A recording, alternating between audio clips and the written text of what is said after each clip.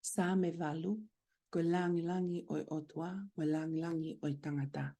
Ki he pule oi hiva, koe whakakati, koe sa mea te vita. E si hova ko mau eiki, hono i kai fungani ho hua wha i mamani. Aia ko ke whakaheka ho tenga ke ngai langi.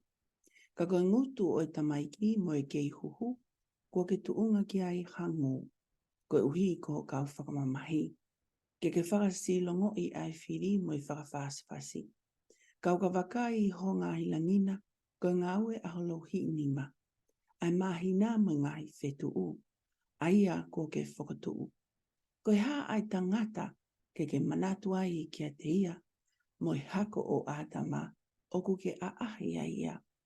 Pea ko ke whakatoesi i pēkene o tua. Pea o ku ke whakakalauni aki ai langi, mo i whakaapa ia.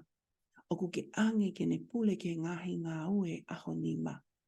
Ko ke tuku ki hono lalowa e ai mea kotoa.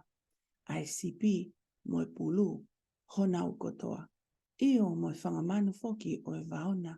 Ai manupuna o i ata mo i hika o i tahi. He alu i he ngahi hala o ngā tai. E si hova ko mau eiki.